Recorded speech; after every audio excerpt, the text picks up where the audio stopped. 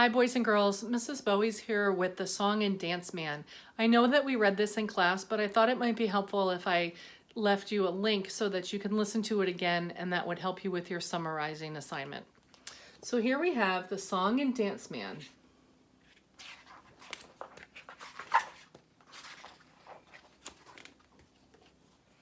Grandpa was a song and dance man who once danced on the stage.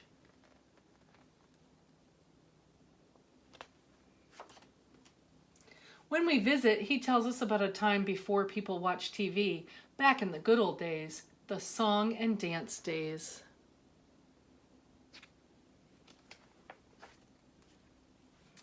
Supper in an hour, Grandma called from the kitchen. I wonder if my tap shoes still fit, Grandpa says with a smile, and then he turns on the lights to the attic, and we follow him up the steep wooden steps. Remember we talked about that vocabulary word, steep? They were like this, it's a big incline. Faded posters of Grandpa when he was young hang on the walls. He moves some cardboard boxes and a rack of Grandma's winter dresses out of the way, and we see a dusty brown leather-trimmed trunk in the corner. So they're making room. Here's the trunk that they're talking about. As soon as Grandpa opens it, the smell of cedar chips and old things saved filled the attic. Inside are his shoes with silver half-moon taps on the toes and heels, bowler hats and top hats, and vests with stripes and matching bows. We try on the hats and pretend we're dancing on the stage, where the bright lights twinkle and the piano player nods his head along with the music.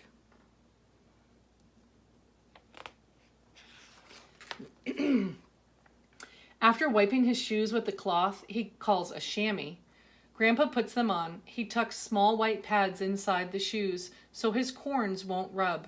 And then he turns the lamps and aims each one down like a spotlight. He sprinkles a little powder on the floor, and it's showtime. We sit on one of Grandpa's woolen blankets, clap our hands, and yell out, "Yay, Grandpa!"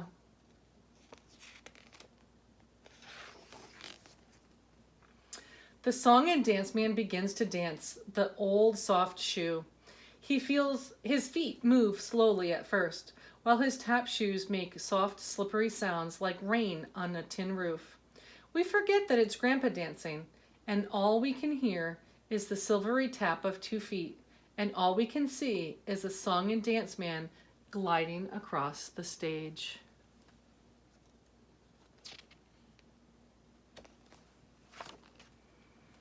He says, "Watch this," and he does a new step that sounds like a woodpecker tapping on a tree. Suddenly, his shoes move faster, and he begins to sing. His voice is as round and strong as a cannon echo, and his cheeks get rosy as he sings, "Yankee Doodle Boy," a song he knew from the good old days. There are too many dance steps and too many words in the song for us to remember, but the show is better than any TV show. The song and dance man stops and leans forward with a wink. "What's that in your ear?" he asks, as he pulls a silver dollar out of somebody's hair. He's getting so energized. We talked about that in class. Not only is he dancing, he's singing, and now he's doing a magic trick. He rolls his bowler hat down his arm, catches it in his hand, and flips it back up to his head. "Know how to make an elephant float?" he asks. 1 scoop of ice cream, 2 squirts of soda, and 3 scoops of elephant. Haven't heard that joke before, but the song and dance man slaps his knee and laughs until his eyes water.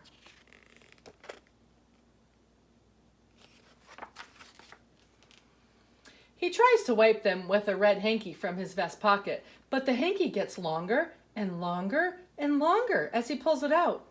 He looks so surprised that we start laughing too, and it feels like the whole attic is shaking.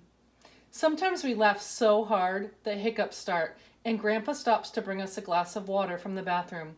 "Drink slow and hold your breath," he says, "or I'll have to scare you."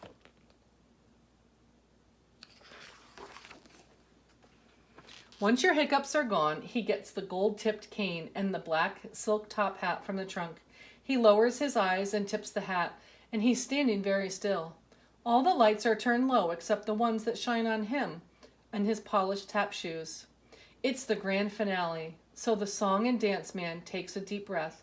He lifts the cane and holds it in both hands. Slowly, he starts to tap. His shoes move faster and faster, and the sounds coming from them are too many to make with only 2 feet.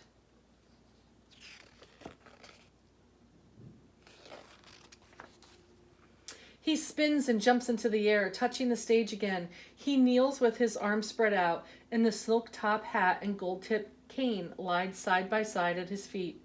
His shoes are still, and the show is over.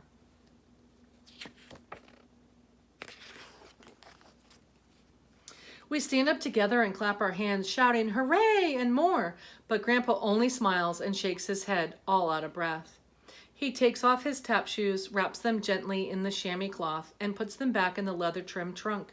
He carefully folds his vest and lays the top hat and his cane on it. We follow him to the stairway.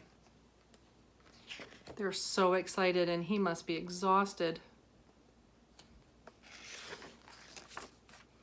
Grandpa holds onto the rail as we go down the steps. At the bottom, he hugs us, and we all tell him we wish we could have seen him dance in the good old days, the song and dance days.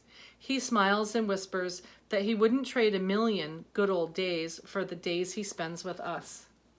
But he turns off the light in the attic. Grandpa glances back up at the stairs, and he wonders how much he really misses the time on the stage when he was the song and dance man.